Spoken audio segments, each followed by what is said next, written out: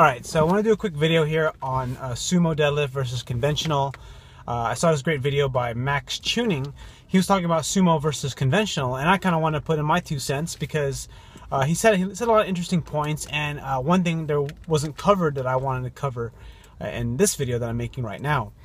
He talked about how that some people think that sumo deadlift is cheating and conventional deadlift is not, because you decrease the range of motion. And I'll tell you firsthand that it is much harder for me to sumo deadlift than conventional deadlift.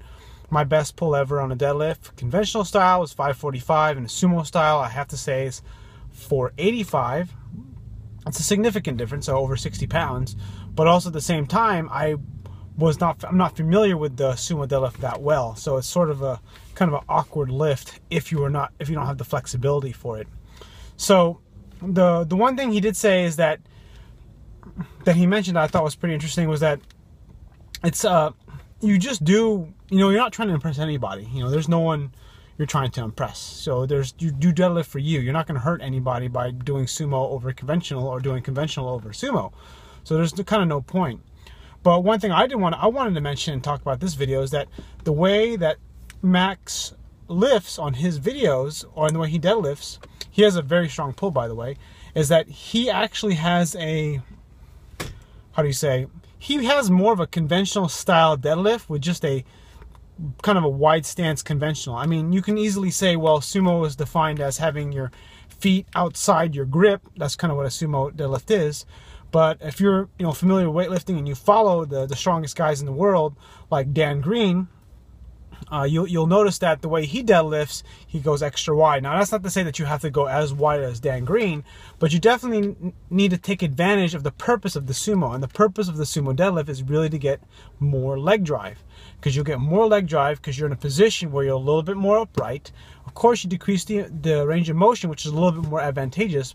But one of the specific things about the deadlift of the sumo deadlift is the sumo deadlift is harder from the ground. It's harder to break sumo deadlift from the ground than a conventional. Conventional is easier off the ground. So when you're breaking the ground, sumo is harder, conventional is easier. On the flip side, when you get to the top, up to the knees, maybe right at the knees and above, lockout is harder on the conventional, easier on the sumo, simply because of the anatomy. So if you ever heard Dan Green talk about the sumo deadlift and kind of one of the advantages of it and kind of what his opinion and philosophies are when you're trying to sumo deadlift the most amount of weight, is that when you sumo deadlift, you want to lock out your legs as fast as you possibly can, then push your hips into the bar. You're basically fucking the bar. That's sort of a description that I've heard on powerlifting forums and Facebook groups, is that you are essentially trying to bring your hips to the bar and essentially have the bar go up. And you're using your leg drive to bring the bar upwards, because when you have 500 plus pounds, you're not going to be able to move the bar a whole lot as far as forward and back. It's going to go up and down no matter what because of physics. Now, the conventional, on the other hand, again, is much easier to break the ground on. And so when you get past the knees, you're going to have to use a lot more lower back, upper back, and trap strength that you're going to need to actually, in your lats, to really finish a lockout. So that's kind of why I like to use block pulls to kind of work on my weak points when it comes to doing a conventional deadlift and strengthening my weak points. And under most circumstances, a block pull seems to be much harder than just regular deadlifts off the ground and conventional, because you don't get that acceleration effect. But like I said before, the reason why I say that Max actually does more of a wide stand conventional is because if you watch him deadlift, he actually uses a lot of his back. He uses a lot of acceleration. He uses less of his hips when you compare it to a kind of a quote-unquote true sumo deadlift. And a lot of my opinion on why I'm saying these things is because of the stuff I've listened to of Brandon Lilly, Dan Green, what they've said in their videos about sumo deadlift. And if you really want to learn how to sumo deadlift and you want to get better at it, there's Chris Duffin, who's a 900-pound deadlifter, very strong guy, probably not as famous as Dan Green or Brandon Lilly, but is a very strong individual powerlifter.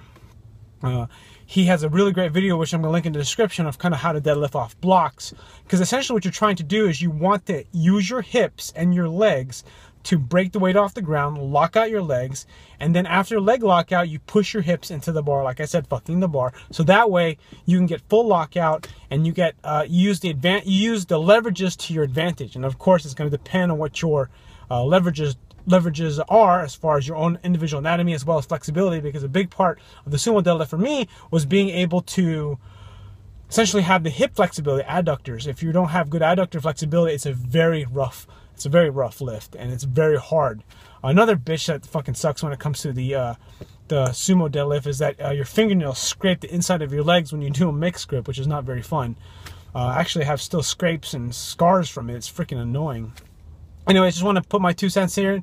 This is kind of like a video response to Max Tuning's sumo versus conventional.